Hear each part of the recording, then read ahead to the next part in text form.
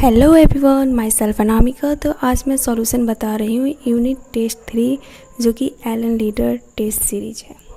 Question number first में पूछ रहा है, एक यहाँ पे ब्लॉक है,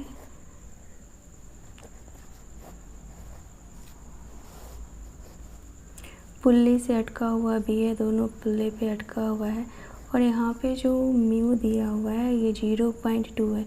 तो हमसे पूछ रहा है v का कितना मास होगा जो ये बॉडी मोशन में आ जाए, और ए का मास दिया हुआ है 10 kg। तो हम यहाँ से इधर टेंशन लगेगा और इधर फ्रिक्शन लगेगा, तो T बराबर एफ आर लिख सकते हैं। F बराबर mu into n, mu 0.2 n 10 g। तो यहाँ से हमारा आ जाएगा 2g। तो अब यहाँ पे हम देखें तो यहाँ पे टेंशन लगेगा और यहाँ पे MBG लगेगा। तो हम टेंशन पहले से ही निकल गया, तो हम यहाँ पे लिखेंगे T बराबर MVG और T का वैल्यू 2g। तो यहाँ पे से ये MBG, G से G कैंसिल हो गया, तो मतलब कि MB का वैल्यू 2 kg रहेगा, तो ये मोशन में आ जाएगा। क्वेश्चन नंबर 2 में पूछ रहा है, अगर एक मैन फॉल करता है सीमेंटेड फ्लोर पे तो उसको चोट ज़्यादा आता है, अगर वही मैन फॉल करता है सैंडी फ्लोर पे तो उसको चोट कम आता है। क्योंकि अगर यहाँ पे सैंडी फ्लोर पे आएगा तो सैंड कुछ ऐसे नीचे दब जाएगा, तो यहाँ पे टाइम बढ़ जाएगा, मतलब कि यहाँ तक आने में टाइम थोड़ा ज़्यादा लगेगा एंड यहाँ पे टाइम घट जाएगा। तो हमें पता है F बराबर dp/dt होता है, अगर टाइम बढ़ेगा तो F घटेगा। और हमें पता है P जो होता है वो डायरेक्टली प्रोपोर्शनल टू इम्पल्स होता है, तो अगर F घटेगा तो I भी घटेगा। तो हमारा जो हो जाएगा फ्लोर का जो इम्पल्स होगा वो ज़्यादा, फ्लोर का इम्पल्स ज़्यादा होगा सैंडी सॉइल से। बस इतना ही पूछा। और इसमें एंड थर्ड में हमसे पूछ रहा है, एक ब्लॉक है जिसका कि मास जो है वो m है और एंगल 30 डिग्री है और उसका एक्सेलरेशन g/4 है। तो हमसे फ्रिक्शन पूछ रहा है, तो इसमें सिंपल सा है, ये mg साइन थीटा इधर लगेगा और इधर फ्रिक्शन लगेगा, तो mg sine theta minus F R बराबर मास इंटू एक्सेलरेशन। इस पे सॉल्व करेंगे, हमारा आंसर आ जाएगा। एंड ये स्ट्रिंग है 30 डिग्री से एंड इस पे जो टेंशन है वो T लग रहा है एंड इधर फोर्स F लग रहा है और एक ब्लॉक कनेक्टेड है जिसका कि मास √3 kg है। तो इसका अगर हम डायग्राम बनाए तो ये बनेगा, इधर √3 kg है और यहाँ पे जो है इसको लिख सकते हैं, अगर ये 30 डिग्री है तो ये भी 30 डिग्री होगा, तो ये T cos 30 डिग्री एंड ये T sin 30 डिग्री होगा। तो यहाँ पे T cos 30 डिग्री फोर्स लगेगा और इधर T sin 30 डिग्री लगेगा और इधर फोर्स F लगेगा। इसको सॉल्व करेंगे, हमारा आंसर आ जाएगा। क्वेश्चन नंबर पे सिंपल है, half into base into height, इस पे एरिया निकालना है। तो अगर हम देखें तो इसका अगर हम डायग्राम बनाते हैं मंकी का, तो मंकी के नीचे में 10 g और ऊपर में टेंशन लगेगा एंड एक्सेलरेशन भी ऊपर हो रहा है, तो हम लिखेंगे T minus 100 mass into acceleration. T minus 100 मास दिया गया है 10, ये इक्वेशन फर्स्ट हो गया। अगर हम यहीं पे 15 kg ब्लॉक का बनाते हैं, 15 kg ब्लॉक का डायग्राम बनाते हैं, तो ऊपर टेंशन लगेगा, नीचे 15 g लगेगा एंड ऊपर एक्सेलरेशन है, तो इसमें भी वही करेंगे, T minus 15 g mass into acceleration. तो हमें मान लीजिए एक्सेलरेशन निकालना है, तो यहाँ पे T बराबर ma प्लस 15 g, तो T हमारा जो मास है वो 15 इंटू a एंड मास है 150। ये इक्वेशन हो गया सेकेंड। अगर हम टी का वैल्यू यहाँ से निकालें तो टी का वैल्यू हो जाएगा 10a + 100। तो ये वैल्यू यहाँ पे पुट कर देंगे तो ये जो हो गया 10a + 100 बराबर 15a - 150। इसको सॉल्व करेंगे हमारा आंसर आ जाएगा। क्वेश्चन नंबर 7 का बात करें तो यहाँ पे ये तो सिंपल क्वेश्चन है, हर टीचर करा ही देते हैं। यहाँ पे फोर्स 10 न्यूटन लग रहा है तो हमें हमारा कितना फोर्स लगेगा ताकि ये ब्लॉक स्टेशनरी रुका हुआ रहे। और यहाँ पे जो लग रहा है कोएफिशिएंट ऑफ फ्रिक्शन 0.2 है।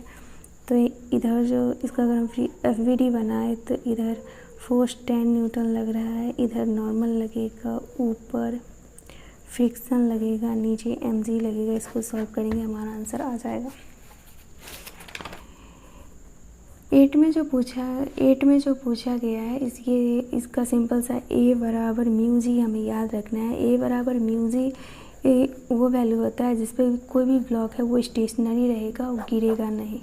नंबर 9 में पूछ रहा है कि अगर कोई भी बस वगैरह चल रहा होता है और उसमें से कोई भी आदमी जंप करके रोड को टच करता है तो वो आगे की तरफ ही क्यों गिरता है?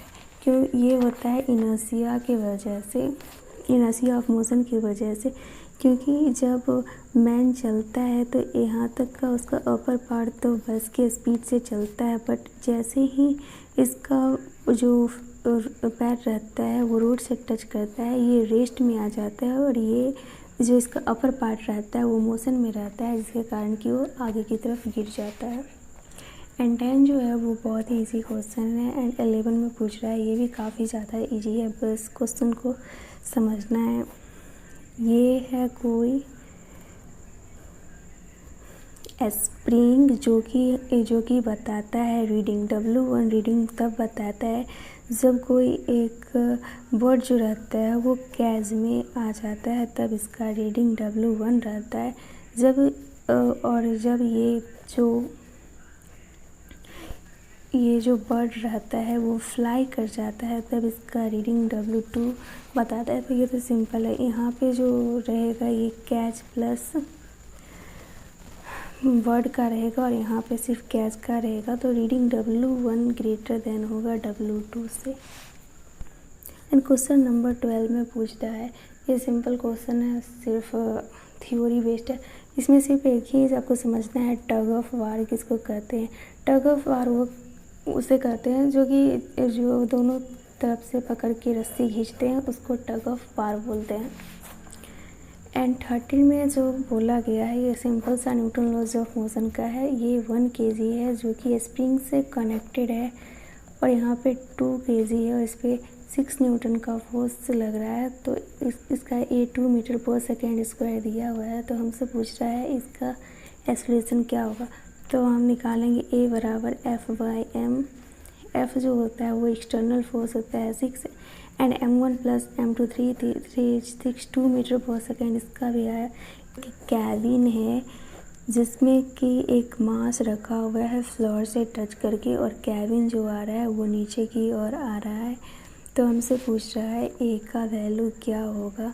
तो यहाँ पे अगर हम इसका फ्री बॉडी डायग्राम बनाए तो नीचे mg लगेगा, ऊपर ma लगेगा एंड ऊपर नॉर्मल लगेगा। तो नॉर्मल n + ma बराबर mg होगा एंड n का वैल्यू गिवन है, हमारा आंसर आ जाएगा। सिंपल है। 15 क्वेश्चन नंबर बहुत ही ज़्यादा इजी है। F बराबर dp/dt फॉर्मूला सिंपल है, इस पर हम रखेंगे, हमारा आंसर आ जाएगा।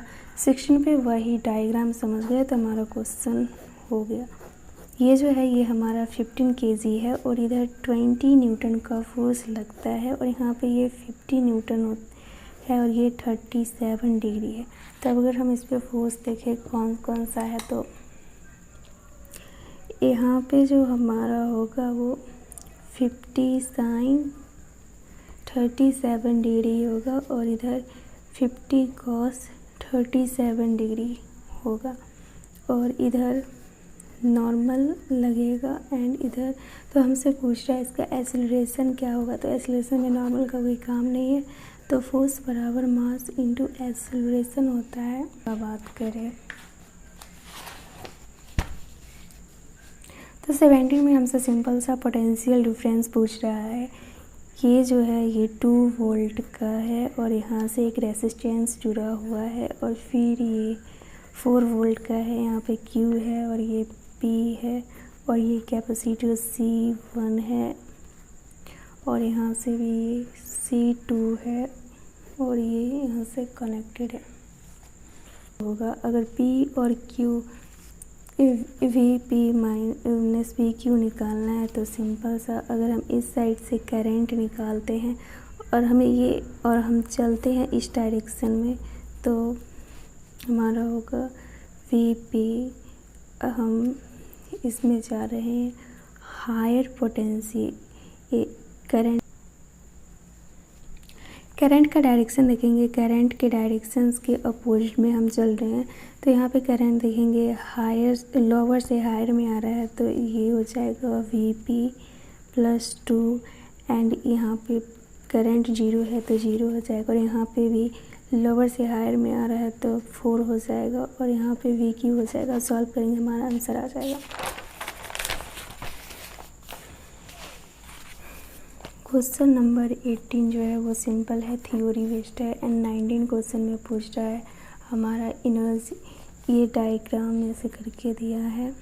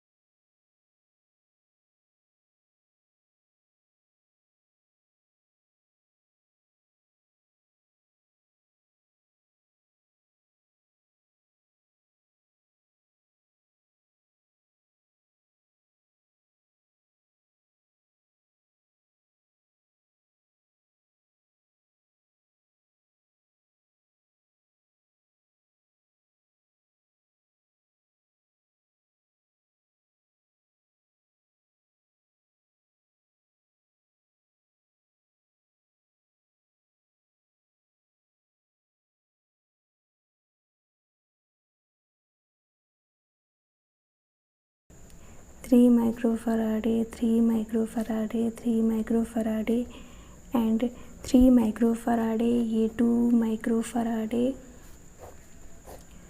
2 माइक्रोफराडे एंड ये भी 2 माइक्रोफराडे।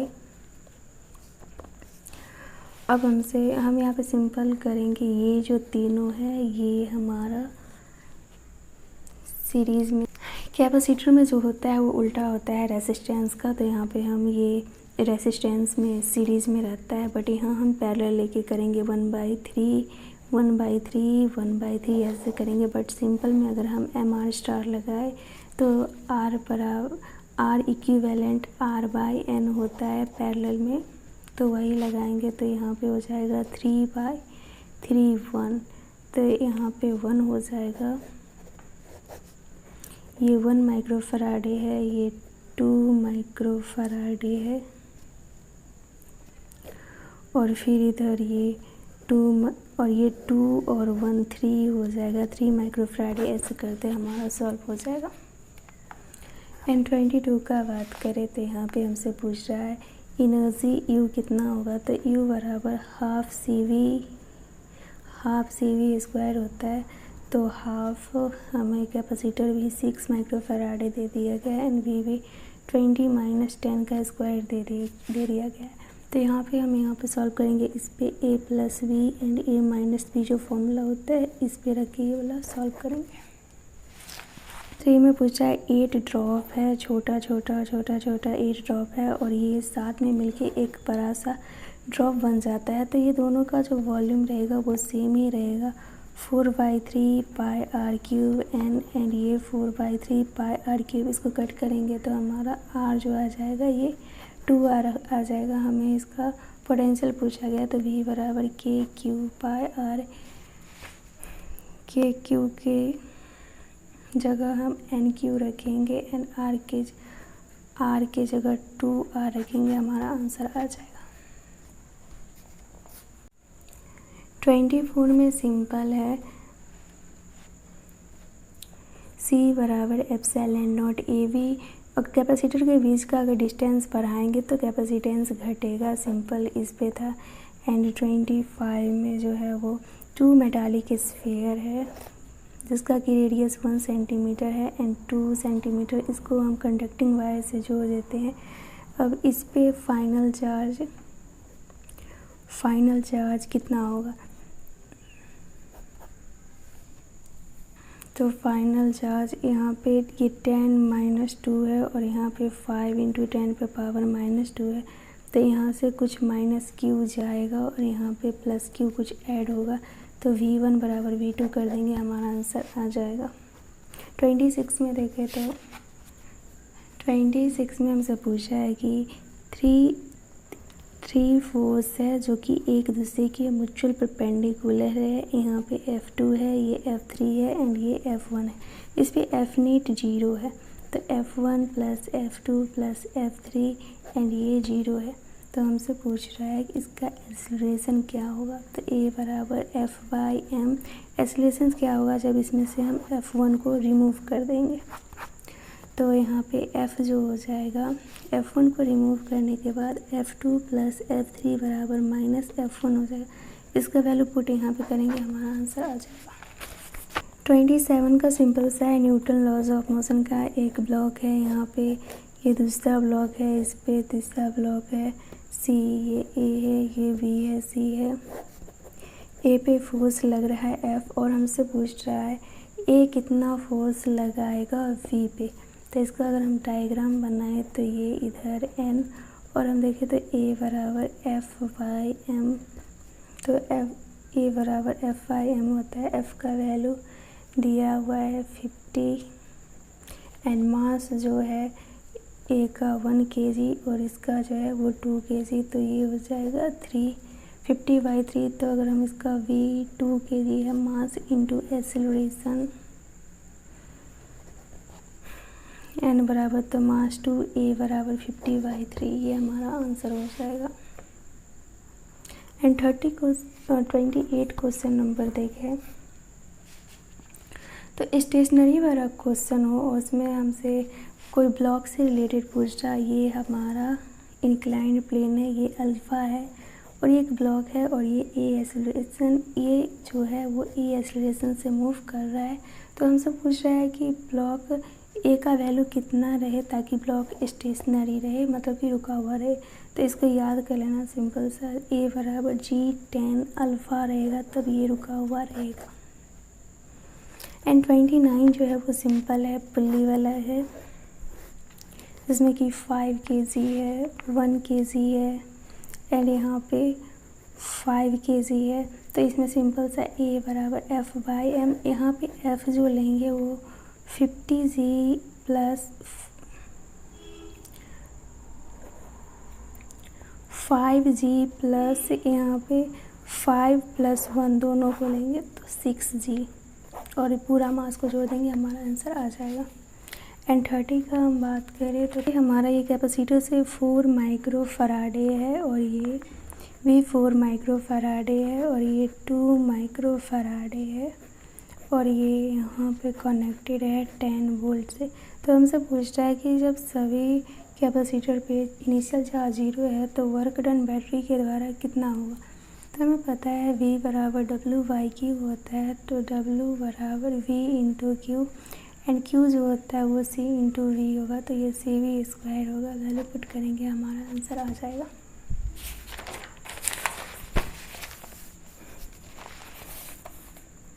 थर्टी 31 का बात करें तो 31 भी बहुत ज़्यादा ईजी है। इसमें बोला गया है ये A है और ये 1 माइक्रोफराडे है, ये ±20 वोल्ट का है और ये V है, ये C है जो कि 2 माइक्रोफराडे का है एंड ये D है ±15 वोल्ट का है। तो जब हम इसको B को C से जोड़ देंगे एंड A को D से जोड़ देंगे तो हमारा जो फाइनल चार्ज 1 माइक्रोफराडे पे कितना होगा। प्लस है और ये माइनस है, तो ये हो गया। तो हम इस पे सिंपल सा निकाल सकते हैं V कॉमन पोटेंशियल, तो C1 V1 C2 V2 V1 plus V2। तो C1 का वैल्यू दिया हुआ है, ये 1 माइक्रोफराडे है, ये 20 वोल्ट है, ये 2 माइक्रोफराडे है, ये 15 वोल्ट है। तो C1 का वैल्यू पुट करेंगे और जितना V कॉमन आएगा तो उसको हमें निकालना है। Q बराबर C × V, C का वैल्यू 1 है और यहाँ पे V कॉमन डाल देंगे, हमारा आंसर आ जाएगा। एंड नेक्स्ट 32 में है। 32 में पूछता है कि पहले कोई कैपेसिटर था जो कि एयर में था, अब जो ये कैपेसिटर है इसमें कोई मीडियम डाल दिया गया, कुछ डाइलेक्ट्रिक डाल दिया गया है। तो अब हमारा जो 32 में है, एक हमारा कैपेसिटर है जो कि एयर में है और एक दूसरा है जिसमें कि डाइलेक्ट्रिक रखा हुआ है। तो हमसे पूछ रहा है कितना एडिशनल चार्ज फ्लो होगा। इसमें भी कैपेसिटर 10 माइक्रोफराडे है और इसमें भी है, इसमें भी 10 वोल्ट है, इसमें भी 10 वोल्ट है। तो अब हम इसका Q निकालें तो Q बराबर C × V, C 10 माइक्रोफराडे and volt, तो ये आ गया 100 माइक्रोकूलम। अब इसका निकालें तो हमें पता है Q डैश बराबर C dash × V, C dash जो होगा यहाँ पे ये K × C × V and K का वैल्यू हमें दिया हुआ है 5 और C हमें पता ही है 10 माइक्रोफराडे एंड वोल्ट भी पता है 10, तो ये आ जाएगा 500। अब कितना एडिशनल चार्ज फ्लो हुआ है वो Q डैश में से Q को माइनस करेंगे तो 500 माइनस 100, तो 400 माइक्रोकूलम जो है वो एडिशनल चार्ज फ्लो किया है। 33 में भी सिंपल है, ये तो खैर हर टीचर करवाते ही हैं। ये 3 kg है और इधर पुल्ली है, इधर भी पुल्ली है। यहाँ से एक फोर्स है 20 न्यूटन का और इधर से भी एक फोर्स है 20 न्यूटन का। तो इसमें हमसे एक्सेलरेशन पूछ रहा है, तो A बराबर होता है F external/m। तो ये है 32 न्यूटन का, तो 32 माइनस 20/m जो होगा 3। इसको सॉल्व करेंगे, हमारा आंसर आ जाएगा। एक लिफ्ट है जो कि ऊपर जा रहा है 50 kg से और ये 30 kg से और ये 20 kg। एक लिफ्ट है जो कि ऊपर जा रहा है 5 मीटर/सेकेंड² से और इसमें A है, V है, C है। हमें फोर्स पूछ रहा है B पे फोर्स कितना होगा। तो फोर्स बराबर मास इंटू एक्सेलरेशन। फोर्स है 30 एंड मास है एक्सेलरेशन है 5, क्योंकि ये 5 से जा रहा है तो पूरा जो होगा वो सिस्टम 5 से ही जाएगा। अब क्वेश्चन नंबर 35 का देखें तो कोई एक बॉडी है जो कि यूनिफॉर्म वेलोसिटी 2 मीटर पर सेकेंड से जा रहा है रफ सरफेस पे, तो इसका फ्रिक्शनल फोर्स जो दिया हुआ है F जो दिया हुआ 10 न्यूटन दिया हुआ है।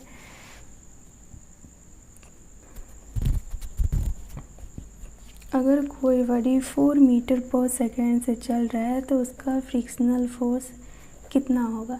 तो फ्रिक्शनल फोर्स कितना होगा तो हमें पता है कोई भी बॉडी जाता है तो अगर इस पर फोर्स इधर लगता है तो फ्रिक्शनल फोर्स इधर लगता है, तो F माइनस एफ बराबर मास इंटू एक्सेलरेशन होता है। अगर कोई बॉडी यूनिफॉर्म वेलोसिटी से चलता है तो उसका एक्सेलरेशन 0 हो जाता है, तो इसका एक्सेलरेशन 0 हो जाएगा। तो F बराबर फ्रिक्शन के ही बराबर, F जो रहता है वो फ्रिक्शन के ही बराबर रहता है। फ्रिक्शन 10 न्यूटन दिया है तो इसका भी वैल्यू 10 न्यूटन ही होगा। नंबर 36 का बात करें तो यहाँ पे ये एक पुल्ली है जिससे कि एक ब्लॉक अटैच्ड है ब्लॉक, और ये पुल्ली जो है यू से मूव कर रहा है। तो हमें पूछ रहा है हम वेलोसिटी वेलोसिटी ऑफ ब्लॉक का कितना होगा। तो ये इधर टेंशन T लगेगा, इधर भी टेंशन T लगेगा, तो यहाँ पे 2T लगेगा। तो हम यहाँ पे लिख सकते हैं tension of pulley, velocity of pulley, tension of block and velocity of block. Tension of pulley 2T है, वेलोसिटी ऑफ पुल्ली U है, टेंशन ऑफ ब्लॉक T है एंड वेलोसिटी ऑफ ब्लॉक हमें निकालना है। तो ये T से T कटा एंड हमारा वेलोसिटी ऑफ ब्लॉक 2U आ गया। अगर आप एमआरसर से क्लास करते हो तो ये सब क्वेश्चन में आपको प्रॉब्लम नहीं होगा, क्योंकि ये सारे क्वेश्चन वो बहुत कराए हुए हैं। 37 का हम बात करें तो 37 में हमसे पूछ रहा है, ये एक डायग्राम है जहाँ पे कि ये 2 माइक्रोफैराडे का है प्लस माइनस कैपेसिटर है, और यहाँ पे ये Q है प्लस माइनस, और ये 6 माइक्रोफैराडे का है। यहाँ पे एक स्विच है, तो हमसे पूछ रहा है जब ये स्विच क्लोज करेंगे तो कितना चार्ज फ्लो होगा, कितना चार्ज फ्लो होगा ये स्विच को क्लोज करने के बाद।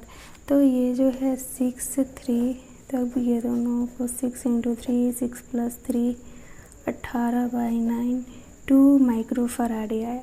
ये 2 माइक्रोफैराडे आया, तो अगर हम इसका V निकालें तो C बराबर Q/V, तो V बराबर Q/C।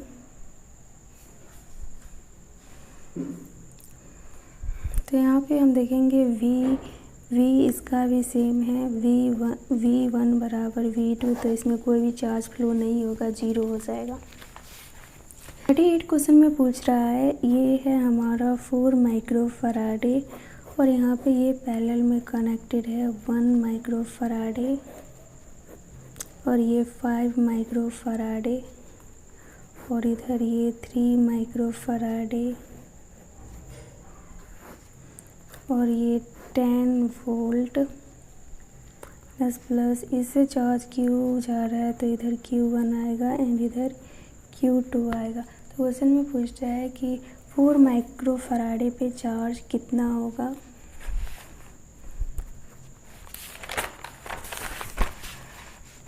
तो सबसे पहले तो हम इसको शॉर्ट में कर लेते हैं, 4 माइक्रोफैराडे और यहाँ पे ये हो जाएगा 6 माइक्रोफैराडे एंड ये 3 माइक्रोफैराडे और यहाँ पे ये 10 वोल्ट।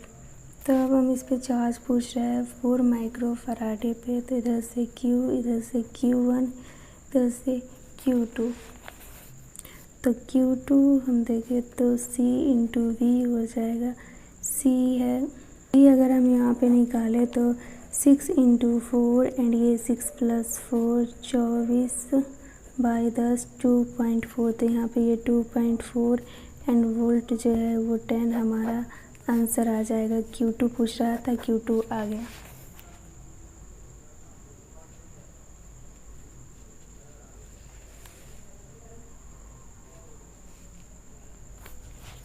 एंड क्वेश्चन नंबर 39 में पूछ रहा है, क्वेश्चन नंबर 39 में भी सिंपल है, C बराबर epsilon not A by D है। तो हमसे पूछ रहा है कि अगर हम उसमें डी, क्वेश्चन नंबर 39 में पूछ रहा है कि अगर कोई कैपेसिटर है उसमें से हम डाई इलेक्ट्रिक कांस्टेंट हटा देते हैं तो क्या होगा। तो हमें पता है C डैश बराबर C के होता है, अगर हम इसमें से ये रिमूव कर देते हैं तो हमारा कैपेसिटर जो होगा वो घट जाएगा। यही पूछा है। 39 में पूछा गया है C डैश बराबर C के होता है, अगर हम इसमें डाई इलेक्ट्रिक मीडियम डालेंगे तो हमारा कैपेसिटर जो होता है वो इंक्रीज़ कर जाता है। एंड 40 में जो है वो सिंपल सा है, V स्क्वायर बराबर U स्क्वायर प्लस 2AS इस पे डालेंगे और फोर्स बराबर मास इंटू यहाँ से एक्सेलरेशन आ जाएगा और यहाँ पे हम पुट कर देंगे, हमारा आंसर आ जाएगा। 41 में जस्ट इसके अपोजिट पूछा है, अगर पूछा है C अगर कैपेसिटर है इसमें डाई इलेक्ट्रिक कांस्टेंट को हम रिमूव कर देंगे तो हमारा कैपेसिटेंस क्या होगा, तो हमारा कैपेसिटेंस डिक्रीज़ हो जाएगा। एंड 42 में एक डायग्राम है, ये जो है ये 2 वोल्ट है एंड यहाँ पे ये 2 माइक्रोफराडे है एंड ये 4 माइक्रोफराडे है और यहाँ से हम ये 4 वोल्ट है। तब हम यहाँ पे लेट मान लो इसको 0 मान लेते हैं तो ये प्लस 2 वोल्ट होगा, ये प्लस 2 वोल्ट है तो ये भी प्लस 2 वोल्ट होगा और यहाँ पे ये जो है 4 माइक्रोफराड ये जो हो जाएगा ये भी प्लस 4 वोल्ट हो जाएगा एंड ये भी प्लस 4 वोल्ट हो जाएगा। हमसे पूछ रहा है U2 माइक्रोफराड का एंड एनर्जी 4 माइक्रोफराड का, तो हमें पता है हाफ CV स्क्वायर होता है तो V2 में हम डालेंगे 2 माइक्रोफराड में 2V स्क्वायर और यहाँ पे हाफ CV स्क्वायर 4 माइक्रोफराड में हम डालेंगे 4V स्क्वायर, V का वैल्यू और हमारा आंसर आ जाएगा। एंड क्वेश्चन नंबर 46 में दिया है 1 2 3, ये जो है ये कनेक्टेड है A और B के साथ और ये जो कनेक्टेड है ये दोनों एक साथ है, तो इसका मतलब है 1 2 3 हमारे पास टोटल 3 कैपेसिटर है। तो हम इसको बनाएंगे, ये दोनों जो है वो एक साथ है और ये एक कैपेसिटर और ये 2 कैपेसिटर ये दोनों एक साथ है, तो इसको सॉल्व करेंगे हमारा आंसर आ जाएगा। एंड 47 में है जो कि हमारा दिया गया है ग्राफ। 47 भी काफ़ी ज़्यादा इजी है, K बराबर 2 है एंड K बराबर 4 है और हमें इसको E और X पे पूछ रहा है और इसका ग्राफ ये दिया हुआ है Y बराबर X, K बराबर 2 एंड K बराबर 4। K बराबर 4 का कम हो जाता है, K बढ़ेगा तो ग्राफ कमेगा और K घटेगा तो ग्राफ बढ़ेगा, सिंपल सा ये पूछा है। एंड 48 में सिंपल फॉर्मूला बेस्ड है, V कॉमन पोटेंशियल जो होता है वो होगा हमारा C1 V1 C2 V2 C1 plus C2, इस पर पुट करेंगे हमारा आंसर आ जाएगा। एंड क्वेश्चन नंबर 49 में बोल रहा है कि ये कोई इंक्लाइनेशन है, इस पे कोई ब्लॉक रखा गया है और ये थीटा 0 डिग्री है, अगर 0 से इसको 90 डिग्री तक बढ़ाएंगे तो हमारा जो कॉन्टैक्ट फोर्स होगा वो क्या होगा।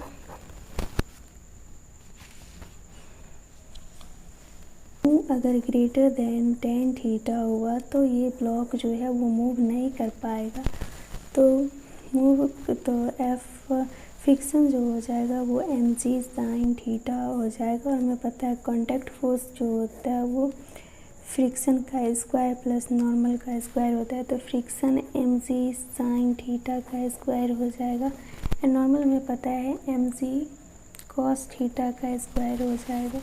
तो यहाँ पे देखिए कॉन्टैक्ट फोर्स, तो mg sin square theta plus cos square theta 1 हो जाएगा, तो मतलब कि अगर म्यू ग्रेटर देन 10 थीटा है तो ये एंगल पे डिपेंड नहीं करता है। अगर वही म्यू म्यू से ज़्यादा टेन थीटा है, मतलब कि अब ये जो ब्लॉक है ये मूव करेगा। तो अभी तो कॉन्टैक्ट फोर्स होता है फ्रिक्शन का स्क्वायर प्लस एन स्क्वायर। तो अब फ्रिक्शन जो होगा वो एफ बराबर mu into n, mu into m g cos theta. तो यहाँ पे mu into m g cos theta का स्क्वायर और यहाँ पे जो होगा एम जी कॉस थीटा का स्क्वायर। तो मतलब कि थीटा बढ़ेगा तो हमारा जो एफ कॉन्टैक्ट है वो घटेगा। तो इसका आंसर जो होगा फर्स्ट जो रहेगा वो तो फर्स्टली जो रहेगा वो कांस्टेंट रहेगा, बट बाद में धीरे धीरे घटने लगेगा, डिक्रीज होने लगेगा। क्वेश्चन नंबर 50 है जो कि लास्ट क्वेश्चन है। इसमें हमसे पूछ रहा है, बहुत ही ज़्यादा इजी क्वेश्चन। अगर आप लोग एम आर सर का क्लास कर रहे होगे तो ये तो बहुत ज़्यादा प्रैक्टिस करवाते हैं। एम है, यहाँ पे से इसको हम कट कर देते हैं। तो अगर हम कट करने से पहले का प्रोसेस देखें तो 2m पे कितना फोर्स लग रहा होगा, नीचे 2mg ऊपर f स्प्रिंग और नीचे जो लग रहा है वो tv लग रहा है। तो t कितना होगा, m ऊपर में t बराबर mg। तो यहाँ पे t का वैल्यू mg लेंगे तो जो हमारा f स्प्रिंग आ जाएगा वो 3mg आ जाएगा। अब हम जब इसको कट कर देंगे उसके बाद हम देखिए 2m पे, तो 2m पे हमारा जो स्प्रिंग रहता है उसमें एकदम से ज़ीरो टेंशन नहीं होता है जिस टाइप से स्प्रिंग वगैरह में होता है। तो ये हमारा 3mg रहेगा और ये इसके नीचे 2mg फोर्स लगेगा एंड ऊपर एक्सीलरेशन लगेगा। तो इसमें हमसे पूछ ही रहा है एक्सीलरेशन। तो 3mg माइनस 2mg बराबर मास इंटू एक्सीलरेशन। तो ये जो हो जाएगा हमारा mg हो जाएगा एंड ये mass into acceleration 2m into a, m से m कैंसिल एंड a जो हो जाएगा हमारा वो g/2 हो जाएगा अपवर्ड। ये हो गया। और नीचे में हम देखें तो अगर ये m गिरेगा तो यहाँ पे टेंशन जो होगा ज़ीरो हो जाएगा। तो फोर्स बराबर मास इंटू एक्सीलरेशन, ए बराबर होगा F/m, F जो होगा mg होगा और mg जो होगा वो डाउनवर्ड होगा। हो गया। तो अगर आप लोग को कोई भी चीज़ में प्रॉब्लम हुआ होगा या कोई भी क्वेश्चन का आपको डिटेल सॉल्यूशन चाहिए होगा तो आप बता दीजिएगा, मैं उसका डिटेल बना दूँगी। Thank you.